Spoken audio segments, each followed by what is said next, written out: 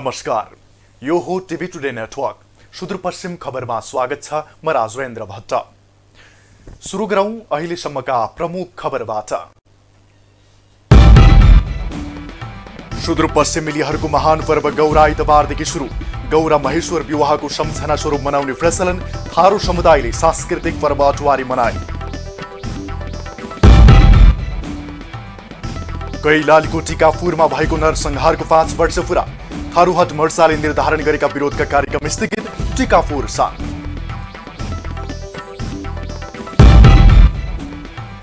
दार्चुला तिङ्कर सडक खण्ड 1.5 महिनादेखि अवरुद्ध। 40 किलोमिटर सडक खण्डमा आधा दर्जन बढी पहिरो। भारतीय नाका समेत बन्द हुँदा आवत जावतमा समस्या। न्यून चापीय मौसम प्रणाली थप सक्रिय। सुदूरपश्चिममा भारी वर्षातको सम्भावना। अछाममा चट्याङ लागेर 4 जना घाइते।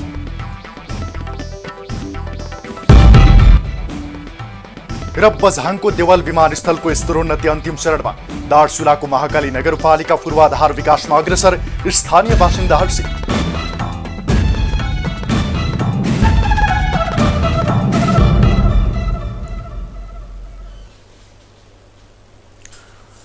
अब सुदूरपश्चिम खबर विस्तारमा। सुदूरपश्चिमेलीहरूको महान पर्व गौरा आइतबारदेखि विधिवत रूपमा सुरु भएको छ। भाद्र शुक्ल पक्षको पञ्चमीका दिनदेखि सुरु भएर अष्टमीसम्म भव्य रूपमा मनाइने यो पर्व यस वर्ष भने विश्वभर फैलिएको कोरोना महामारीबाट प्रभावित भएको छ। एक रिपोर्ट। सुदूरपश्चिमको महान चाड गौरा पर्व आइतबारबाट सुरु भएको छ। विशेष गरी भाद्र महिनामा पञ्चमीका दिन सुरु हुने सुदूरपश्चिमेलीहरूको मुख्य चाड गौरा पर्वको पहिलो दिन आइतबार घर घरमा पञ्चान्न बिरुवा बिसाएर थालनी गरिएको छ। आफ्नो लोकल हिसाबले यो पौराणिकै हो हुन त। आफ्नो के भनेपछि आफ्नोपन भनौँ न, आफ्नो मनाउने तरिकाले काहीँ विशेषबाट यो पश्चिमको यता इन्डियामा पनि उत्तराखण्डको के भनेपछि कुमाऊँ, पिथौरागढ, यो त हाम्रो यो डोटी जिल्लासम्म यसले कभर गरेको पाइन्छ गौरा। अब यसको साथसाथै आजभोलि के छ भने गौराको उसमा डेउडा गर्ने, एउटा त्यो डेउडा भन्ने छुट्टै पार्ट हो, रमाइलो गर्ने। अब आमाहरूको विशेष रोल हुन्छ यसमा।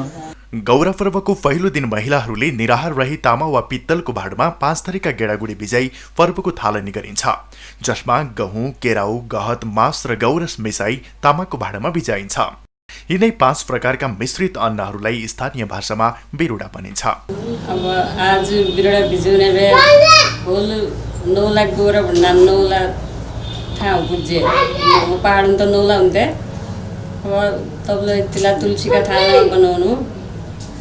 अब पुर्की कुण्ड नाम जाने भए मन्दिर, भगवतका मन्दिर जान्थे र वो त जीव हुन्छ कोरोना आउल। पहिलो पञ्चमीका दिन बिरुडा बिछाउने, षष्ठीका दिन पञ्चधान, साउ, तिल, बेल र पातीको प्रतिमा बनाएर पँधेरोमा राखी पूजा गर्ने र विवाहित महिलाले व्रत बसी दुब्धाको धारण तथा गायत्री जप गरी भोजन गर्ने गरिन्छ। यसैगरी सप्तमीका दिन दिनभर व्रत बसेर आफ्नो सुख समृद्धिको कामना गर्दै गौरा राख्ने ठाउँमा महेश्वरको पूजा गर्ने चलन छ। अष्टमीका दिन गौराको प्रतिमालाई रेशमी कपडाले श्रृङ्गारेर महेश्वरको प्रतिमासँगै बाहिर ल्याई 8 अध्याय र 8 खण्ड भएको अठेवाली परम्परागत फाग अर्थात् गौराको गीती कथा गाउँदै पूजा गर्ने प्रचलन छ। हरेक वर्ष हर्षोल्लासका साथ समुदायमा गौरा पर्व मनाइने गरेको भए पनि यस वर्ष भने कोरोनाका कारण घरमै गौरा पर्व मनाउनु परेको स्थानीयको भनाइ छ। औ साल चाहिँ हामी धुमधाम गरेर बाहिरमा आउने गर्थ्यौँ होइन। अहिले कोभिड-19 उसको कारणले चाहिँ घरमै मनाउने, शान्तपूर्वक आफ्नो सुरक्षित भएर घरमै मनाउने कार्यक्रम राखेको हुनाले सामान्य हाम्रो अन्त्यहरू आउनु भएको छ। पहिला चाहिँ रमाइलो हुन्थ्यो है, धेरै रमाइलो हुन्थ्यो। त्यो योपालि चाहिँ अलि बस्नु पनि परेको छ, मान्छेलाई डर छ है, यो कोरोनाको डरले चाहिँ ठिकै भइरहेछ, त्यस्तो केही छैन। गौरा पर्व सुदूरपश्चिमको कञ्चनपुर, बाजुरा, डोटी, अछाम, डडेलधुरा, बैतडी, बझाङ, दार्चुला र कैलाली लगायतका जिल्लामा हर्षोल्लासका साथ मनाउने गरिन्छ। कञ्चनपुरबाट राजेन्द्र विष्टको रिपोर्ट। पश्चिम नेपालको कैलाली, कञ्चनपुर, बाँके, बर्दिया, दाङ र सुर्खेतका थारू समुदायले आइतबार अटवारी पर्व मनाएका छन्। यो पर्व हरेक वर्ष कृष्ण जन्माष्टमी पछिको दोस्रो साताको आइतबार तथा कुशे औँसी पछिको पहिलो आइतबारका दिन मनाइन्छ। एक रिपोर्ट। पश्चिम नेपालको कैलाली, कञ्चनपुर, बाँके बर्दिया, दाङ र सुर्खेतका थारू समुदायले अटवारी पर्व मनाएका छन्। थारू समुदायको यो माघी पछिको दोस्रो प्रमुख सांस्कृतिक तथा सामाजिक पर्व हो। अटवारीको पहिलो दिन अर्थात् शनिबार मध्यरातमा दर खाएर यो पर्व सुरु हुने गर्दछ। रोटीलाई नपल्टाउने एकैतिरबाट पकाएर त्यो चाहिँ भीमको लागि राख्ने गरिन्छ र जति हामीले जो तेलमा पकाएको रोटी हामी बहिनीहरू आफ्नो चेलीबेटीहरूलाई आधा गर्ने गर्छौँ, निकाल्ने गर्छौँ। अनि पूजासुजा गरेर त्यो जति हुन्छ अनि भोलि बिहानपल्ट अनि तरकारीहरू अनेक थरीका भातहरू त्यो पनि त्यस्तै गरी हामी आफ्नो चेलीबेटीहरूलाई दिने चलन छ। अटवारी पूजामा रोटी, काँक्रो, दही, केरा, बेलौटी लगायत अग्रासन झिकेर पूजा गरिन्छ। आइतबारको भोलिपल्ट अर्थात् सोमबार बिहान 5 अथवा 7 प्रकारका गेडागुडी युक्त तरकारी र भातको फरहार गरिने स्थानीय बताउँछन्। फरहारपछि आफ्ना विवाहित चेलीबेटीलाई अग्रासन दिन जाने चलन रहेको उनीहरूले बताएका छन्। जस्तै कि पहिलो पूजा गर्छ, पहिलो दिन, दोस्रो दिन फेरि अन्न पानी सब निकल्छ। सुरु दिन चाहिँ भात निखिठ, भात नुन मिर्चा निखिठ बेसार उमे उस पुरी पकाउँछन्। तर पहिला हालेको पुरी पल्टाउँदैनन्, त्यो पुरी भीमको पुरी भन्छन्। अनि पुरी पकाइसकेपछि फलफुल भयो, पुरी भयो, अग्रासन भन्ने चलन छ हाम्रो चौधरीको। अनि एक एकवटा दुई दुईवटा पुरी भयो, केला भयो, अमरुद भयो, स्याउ भयो, फलफुल त्यो तट्टापुरीमा निकाल्नुपर्छ। त्यही हो। यो कोरोना नभएको बेला हामी कमसेकम आफ्ना आफन्त चेलीबेटी कहाँ मजाले दिन पाइन्छ ढुक्कका साथ पूर्व तयारी गर्थ्यौँ। अब अहिले के भयो भने खै जान त निश्चितै छ, जान पाइँदैन। बरु जे जस्तो छ बरु यति नै मनाउँ, यो सीमित मनाउँ भन्ने जस्तो भएको छ। अटवारी माइतीले आफ्ना चेलीबेटीलाई सम्मान दिने तथा दाजुभाइ र दिदीबहिनी बीच माया प्रेम सार्ने पर्वको रूपमा मनाउने गरिन्छ। त्यस्तै अटवारीलाई एकता, विजय तथा भातृत्व प्रेमको प्रतीकका साथै बल र सुरक्षाको प्रतीकका रूपमा मनाउने गरिएको छ। कैलालीबाट जनार्दन उपाध्यायको रिपोर्ट। थरोहट, थारूवान र अखण्ड सुदूरपश्चिम आन्दोलनको क्रममा 2072 साल भदौ 7 गते कैलालीको टिकापुरमा भएको नरसंहारको आज 5 वर्ष पूरा भएको छ। भदौ 7 गते भएको थारू आन्दोलनको दौरानमा प्रहरी वरिष्ठ परीक्षक एसएसपी लक्ष्मण नेउपाने सहित 7 प्रहरी र 1 जना बालकको ज्यान गएको थियो।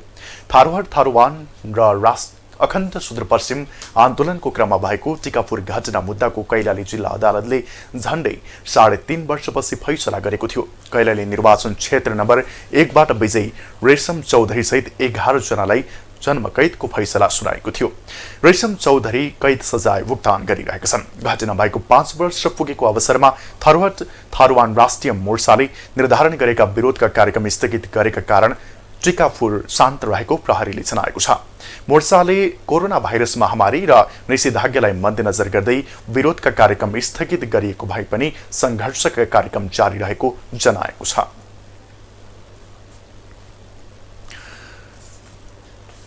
टुणेल्ला खोलाले बस्ती कटान गर्दा कैलालीको गोदावरी नगरपालिका 10, 11 र 12मा अधिकांश बस्ती जोखिममा परेका छन्।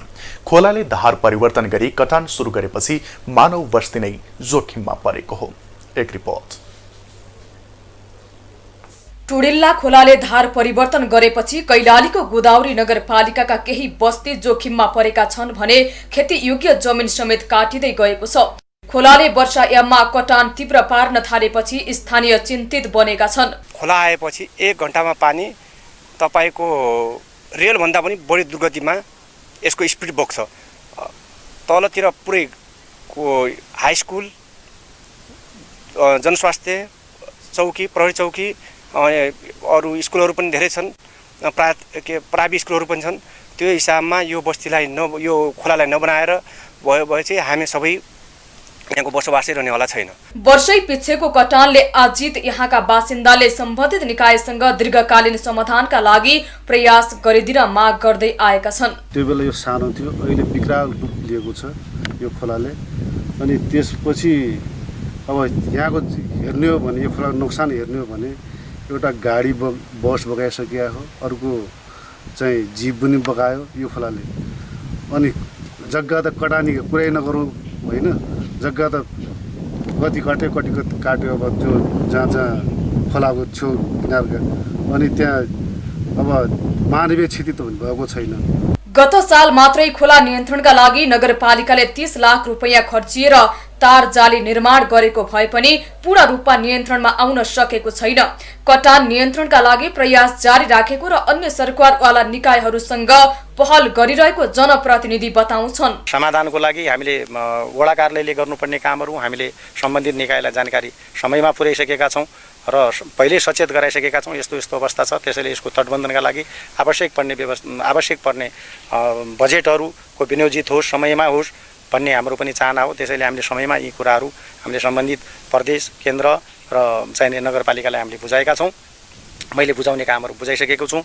त्यसैले उहाँले यो काममा विशेष ध्यान दिनुहुन्छ भन्ने म आग्रह गर्न चाहन्छु। प्रत्येक वर्ष वर्षाको समयमा यस क्षेत्रका नागरिक त्रासदीपूर्ण जीवन बिताउन बाध्य छन् भने बाढीका कारण कतिपय त सुकुम्बासी नै बनिसकेका छन्। तसर्थ समयमै खोला नियन्त्रणका लागि सरकारवाला निकायहरूले ठोस पहल गर्न जरुरी छ। कैलालीबाट अनिल पन्तको रिपोर्ट।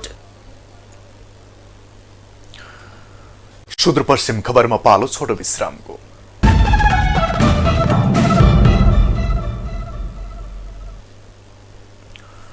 अब बाँकी खबर। करिब 40 किलोमिटर ट्र्याक खुलेको निर्माणाधीन दार्चुला तिङ्कर सडक खण्ड विगत 1.5 महिनादेखि अवरुद्ध भएको छ। आजभन्दा 12 वर्ष अघिबाटै निर्माण कार्य शुभारम्भ भएको भए पनि 40 किलोमिटर ट्र्याक खुलेको सो सडक खण्डमा आधा दर्जनभन्दा बढी ठाउँमा पहिरो खसेको छ। सदरमुकाम खलङ्गादेखि ब्यास गाउँपालिकाको सुनसेरा तुषारपानीसम्म ट्र्याक खुलेको सो सडक खण्ड वर्षा सुरु भएसँगै पूर्ण रूपमा अवरुद्ध भएको हो। सडक अवरुद्ध भएसँगै दुहु र ब्यासका स्थानीयहरू निकै समस्यामा परेका छन्। विगतका दिनहरूमा भारतीय बाटो भएर आवत जावत गर्ने उनीहरू यस वर्ष भने चैत्र 11 गतेदेखि लकडाउन भएपछि सिमानाका बन्द हुँदा थप मारमा परेका हुन्। नेपालकै बाटो मात्र एक विकल्प बने पनि निरन्तरको वर्षातका कारण अवरुद्ध भएपछि सदरमुकामसम्म पनि आउन कठिनाई भएको सो क्षेत्रका स्थानीयको दुखेसो छ।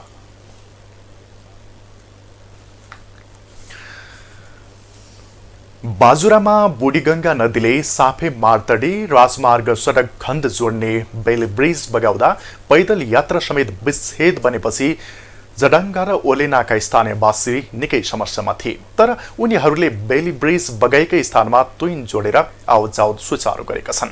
बुढीगंगा नदीमाथि बनेको बेली ब्रिजबाट जाने आउने गरेका स्थानीयवासी बेली ब्रिज बगाएपछि राजमार्गमा जान आउन निकै शास्ति भएपछि सोही ठाउँमा तुइन जडान गरिएको बताइरहेका छन्। तुइनबाट वारपार गर्न जोखिमपूर्ण भए पनि दैनिक सयौंको संख्यामा स्थानीयहरू आवत जावत गरिरहेका छन्। सुदूरपश्चिममा भारी वर्षातको सम्भावना रहेको जल तथा मौसम विज्ञान पूर्वानुमान महाशाखाले जनाएको छ। न्यूनचापीय मौसमी प्रणाली आजदेखि थप सक्रिय हुने भएकाले रातिदेखि पानी पर्ने क्रम बढ्ने मौसम विभागले जनाएको हो। विभागका अनुसार प्रदेशका विभिन्न भागमा मेघगर्जन र चट्याङसहित भारी वर्षातको सम्भावना रहेकाले सतर्क रहन आग्रह गरेको छ। यस्तै अछाममा चट्याङ लागेर 4 जना घाइते भएका छन्। जिल्लाको कमलबजार नगरपालिका 1 मा चट्याङ लागेर 35 वर्षीय पूर्ण बहादुर भण्डारी, 33 वर्षीय मोतीकला भण्डारी, 18 वर्षीय तुलक्षा बजगाई र 15 वर्षीय द्विग्रा बजगाई घाइते भएको खबर प्राप्त भएको छ। आइतबार मानवतावादी राजा जयपृथ्वी बहादुर सिंहको 143औं जन्म जयन्ती मनाइएको छ। जयपृथ्वी बहादुर सिंहको सम्झना गर्दै उहाँको 144औं जन्म जयन्ती मनाइएको हो। दक्षिण एसियाकै तारा तथा दोस्रो गौतम बुद्धका रूपमा चिनिएका सिंहले जहानीय रण शासनको समयमा आम नागरिकका लागि शिक्षाको सुरुवात गर्नुभएको थियो। सोही समयमा बझाङमा सर्वसाधारणका छोराछोरीलाई पढ्ने विद्यालयको समेत उहाँले स्थापना गर्नुभएको थियो।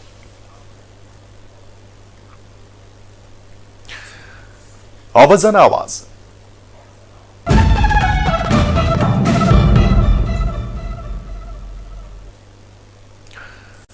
अहिले विश्व कोरोना भाइरसबाट आतंकित भइरहेको छ।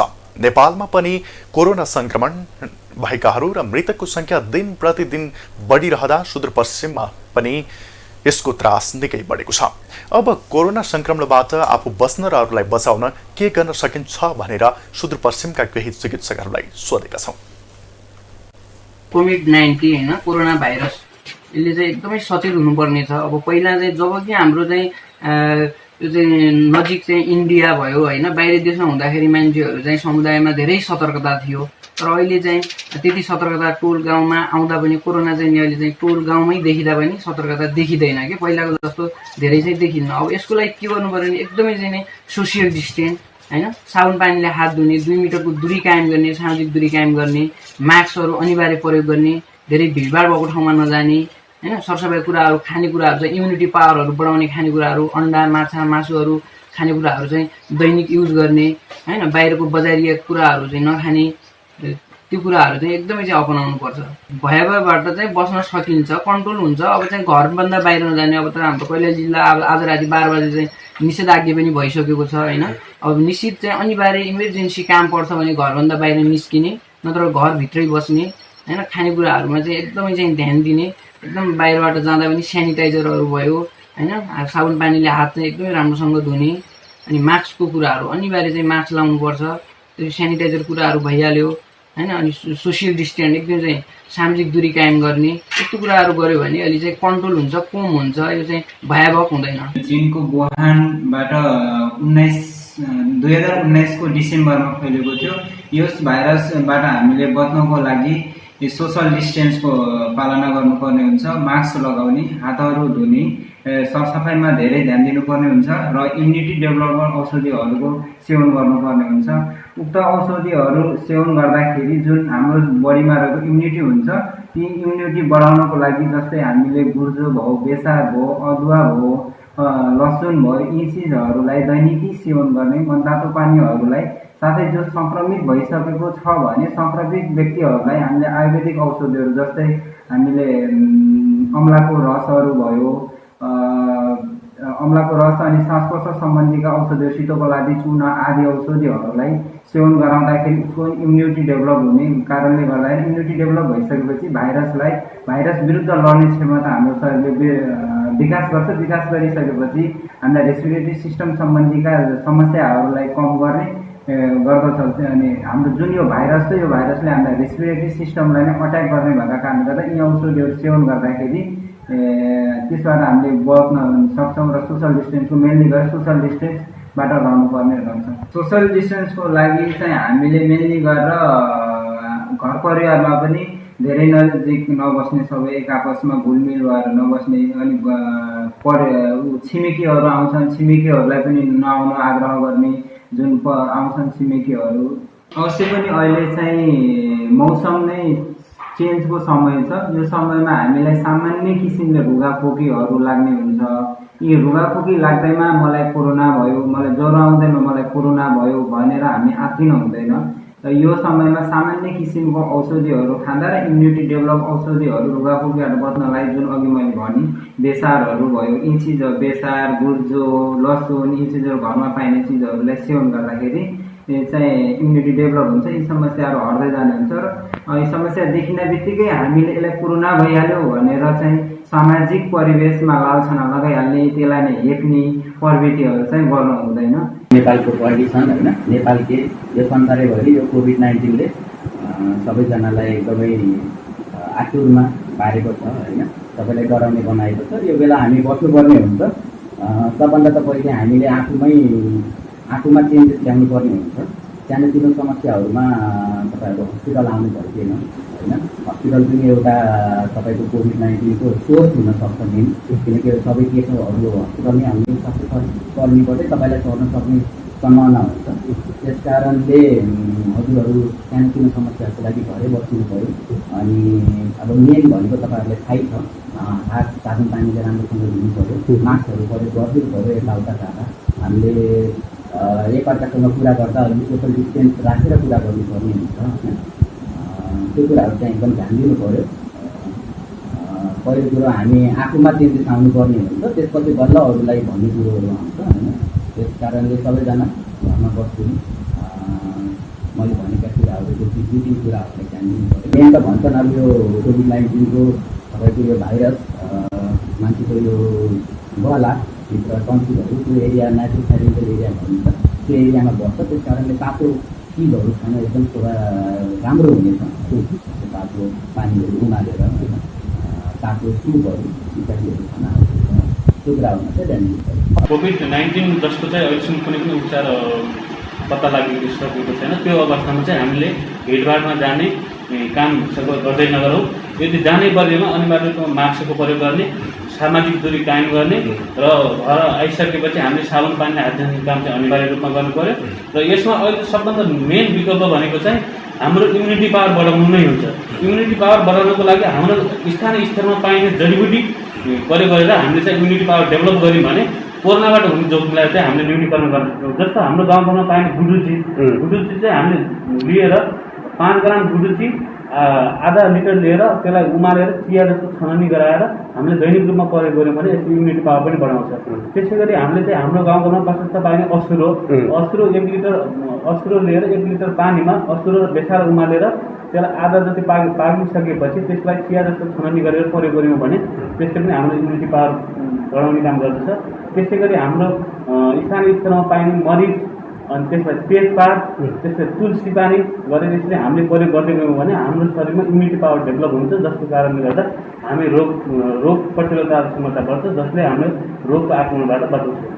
विशेष गरेर तपाईँको सेकेन्डरी डिजिज भनौँ कि जस्तै डायबिटिज, सुगर यस्तो खालको पेसेन्टहरू जो हुनुहुन्छ, पहिलेदेखि कुनै रोगबाट आक्रान्त हुनुहुन्छ भने त्यहाँको लागि एकदमै जोखिमपूर्ण अवस्था छ। त्यसको लागि हामीले हाम्रो आयुर्वेद औषधि उत्पादन गरेको जस्तै गुडुची चूर्ण, जस्तै बुढापाका मानिसहरूको लागि च्यवनप्राश, त्यसै गरी महिलाहरूको लागि दशमला रिसहरू यस्तो हामीले प्रयोग गर्न सक्यौँ भने त्यसले इम्युनिटी पावर डेभलप हुन्छ। सुदूरपश्चिम खबरमा फेरि छोटो विश्राम।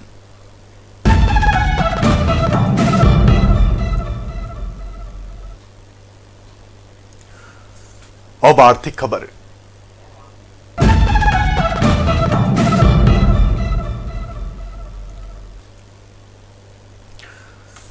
बझाङको देवल विमानस्थलको स्तरोन्नति अन्तर्गत कालोपत्रे सहित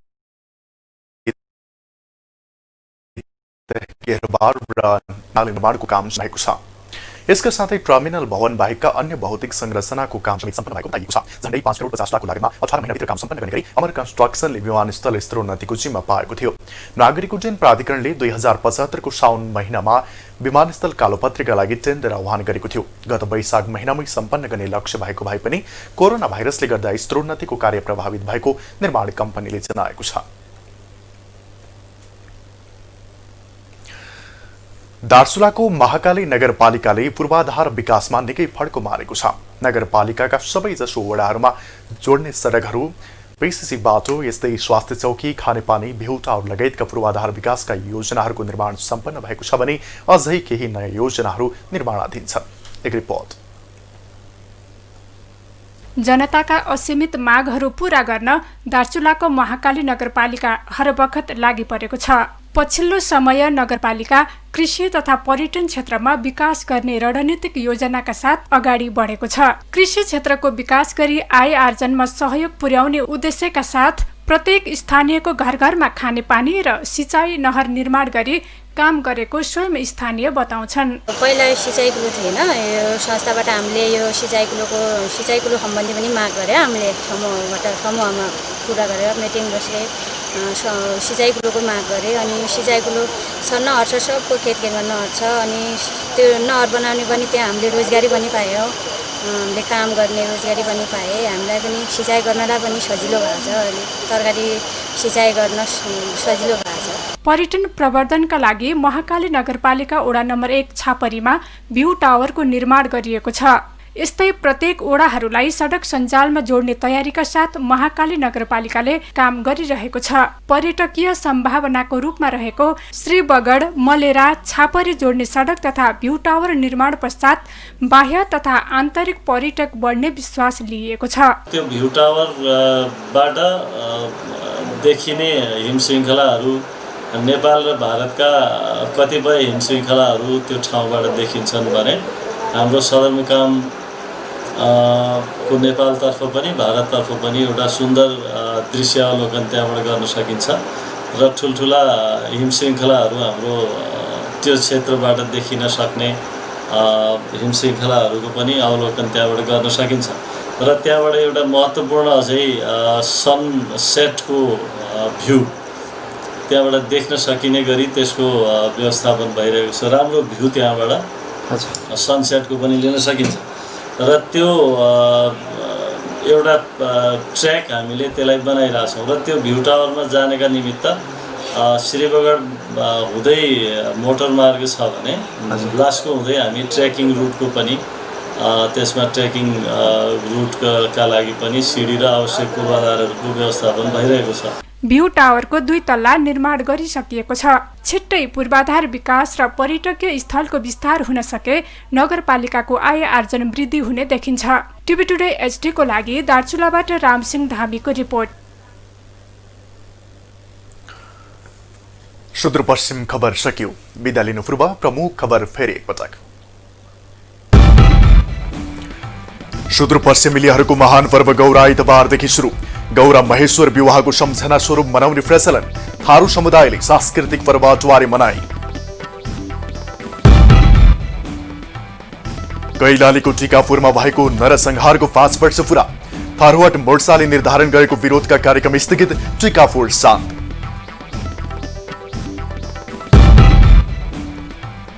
दार्चुला तिङ्कर सडक खण्ड 1.5 महिनादेखि अवरुद्ध।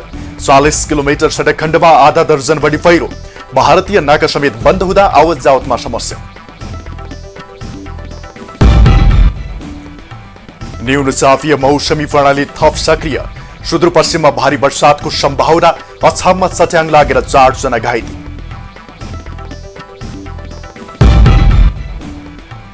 र बझाङको देवल विमानस्थलको स्तरोन्नति अन्तिम चरणमा।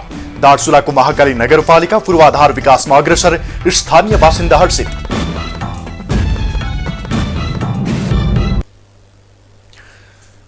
हामीलाई TV today Nepal apps download गरी विश्वभर प्रत्यक्ष हेर्न सक्नुहुनेछ। साथै www.tvtodaynepal.com मा गई हेर्न र पढ्न सक्नुहुनेछ भने फेसबुक, युट्युब र ट्विटरमा समेत फलो गर्न सक्नुहुनेछ। विकास निर्माण र जनसरोकारका विषयमा हाम्रो आवाज जारी छ। अहिलेलाई सम्पूर्ण सुदूरपश्चिम खबर युनिटका साथ म राजेन्द्र भट्ट पनि बिदा चाहन्छु। टिभी टुडे एचडी हेर्दै गर्नुहोला। नमस्कार।